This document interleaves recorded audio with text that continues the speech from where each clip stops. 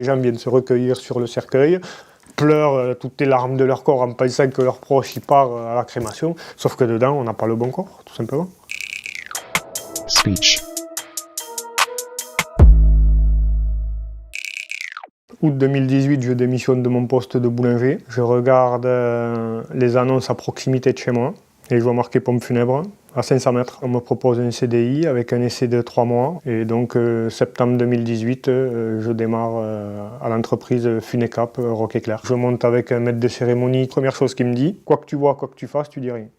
Il y a une démission, une rupture conventionnelle, les gens commencent à se plaindre, il y a des accros entre un employé et un directeur. J'ai un collègue de travail qui m'appelle, qui me dit qu'il a des envies de suicide, parce que trop de pression, parce qu'on lui parle mal. Les heures, c'est farfelu, il y a des arrêts maladie à gaver, il y a des accidents de travail à gaver. Et à partir de là, la dégringolade en fait. Je découvre qu'on ne respecte pas les défunts, j'hallucine. Enfin, je suis... j'y crois pas en fait. Je me rapproche de ma collègue de travail qui me dit « Écoute, moi j'ai assisté à une inversion de corps à Arès. Si tu veux, j'ai des documents qui stipulent qu'il se soit arrangé avec la famille. » Mais enfin, des choses comme ça, il y en a, on peut raconter, on peut y passer la nuit. Une famille, le papa décède, le samedi, le corps est déposé à la chambre funéraire, il n'y a plus de place dans le frigo, il reste dehors à 25 degrés. Et le corps a noirci, noir charbon, quoi, tout simplement. Donc on ment à la famille en disant « Je suis désolé, mais votre père, les soins n'ont pas tenu. » Voilà.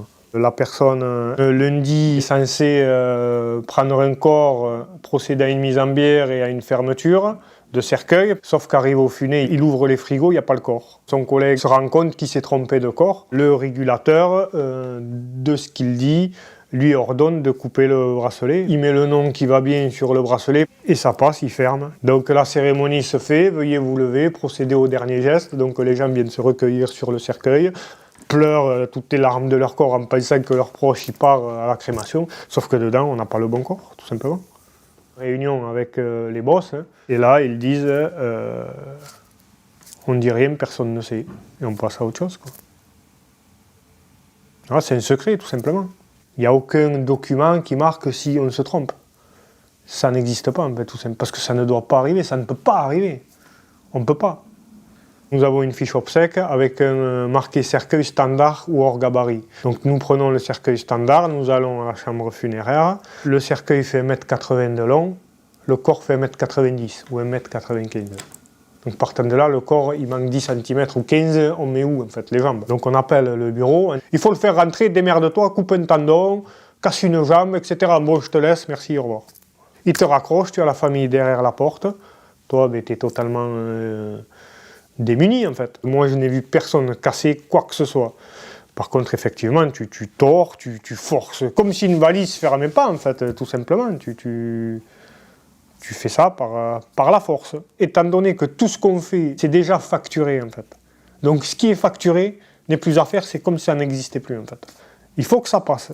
Puis je me rappelle de certaines choses qui disparaîtront jamais de ma tête. C'est pas possible. Parce que c'est un choc en fait. Quand tu as des corps qui pourrissent, que tu préviens la direction en disant ça pourrit, il y a les asticots, il faut faire quelque chose, laisse. Ou bien la famille ne se présentera pas. Ou bien on remettra un coup de fond de teint. On laisse, c'est facturé, c'est déjà fait. J'ai passé 2 ans, j'ai jamais vu un contrôle. Jamais. Tous ces faits-là relatés, je n'ai jamais été présent directement, que ce soit les bracelets, l'inversion de corps, plus d'autres choses que je ne peux pas révéler par rapport à l'enquête. En revanche, j'ai entendu, je suis allé vérifier, j'ai des preuves écrites, vocales, photos, violation de sépulture, atteinte au cadavre, non-respect des défunts, escroquerie. C'est pas un problème d'employé, c'est un problème de management en fait, ni plus ni moins. Pas les prix, je sais pas. Les prix, je sais pas.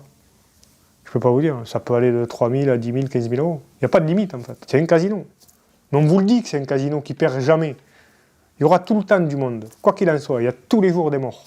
Donc quoi qu'il en soit, les gens viendront.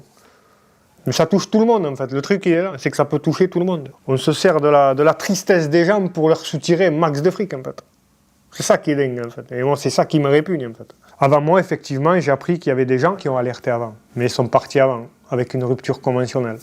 Un arrangement en fait, encore une fois un arrangement. Le mot arrangement ressort très très souvent. Alors moi j'ai décidé de parler parce que d'une part, on m'a traité comme un moins que rien. Et deuxièmement, j'adhère pas du tout à leur politique. Ne rien dire, c'est adhérer. Démissionner, changer de corps de métier, et garder en tête que les choses continuent à se faire. Je ne peux pas vivre avec ça.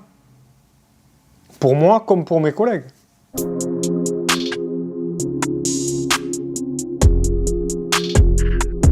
J'espère que ces gens-là prennent conscience des faits qui leur sont reprochés et que justice soit faite, en fait, tout simplement.